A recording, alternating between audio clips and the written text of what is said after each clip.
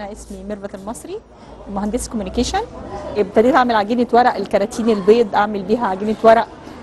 عملت يعني مثلا الطبق ده من عجينه الورق.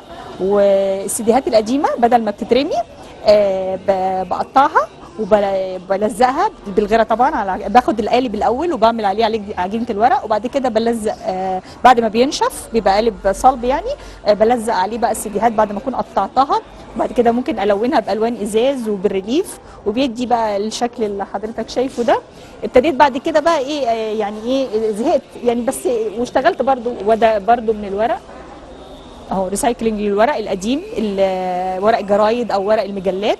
عملت منه دي حافظه عيش مثلا او بونبوني او حاجه زي كده.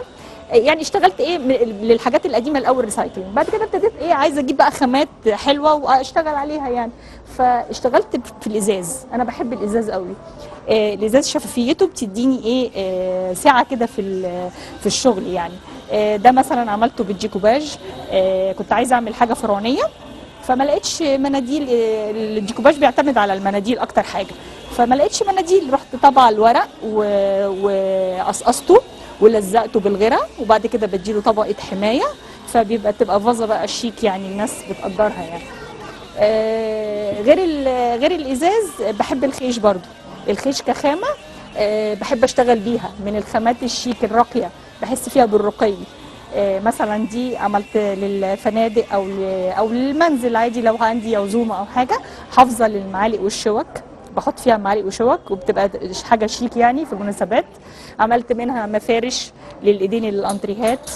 في رمضان مثلا عملت حاجه جديده، كنت عايزه اعمل حاجه مختلفه للاحتفال برمضان. رحت جايبه قماش الخياميه وقطعته وابتديت الزقه واشتغل على الحرف، فالناس تفاعلت، اصحابي تفاعلوا معاه جدا يعني، بقوا يتصلوا بيا علشان يشتروه يعني.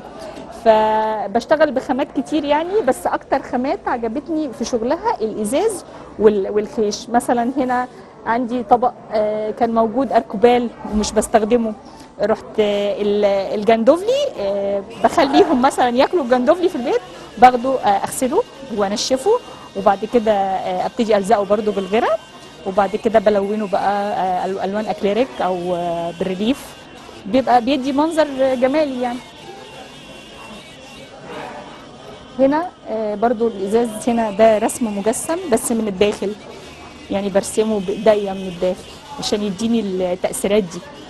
او مثلا لو في ادوات بستخدمها رفيعه تديني برضو ايه التجزيعات.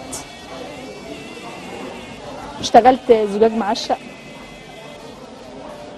وعامله فازات كبيره، وعامله منه برضو اباجورات، يعني زي الاباجوره اللي هناك دي برضو من الزجاج المعشق اهو، وعامله منه اطباق. بحب قوي الرسم على الازاز، يعني حبيت الرسم اعمل حاجه جديده، فقلت ارسم رسمه نوبيه تبقى حاجه جديده يعني، حاجه مختلفه، وبعمل لها تعتيق من الداخل فبتديني تأثير ألوان الأرضية مختلف يعني. بس وده برضو بعمل منه أباجورات. يعني الإزاز شغله مريح بالنسبة لي، أنا مريح، بعرف يعني بيديني مساحة في الشغل.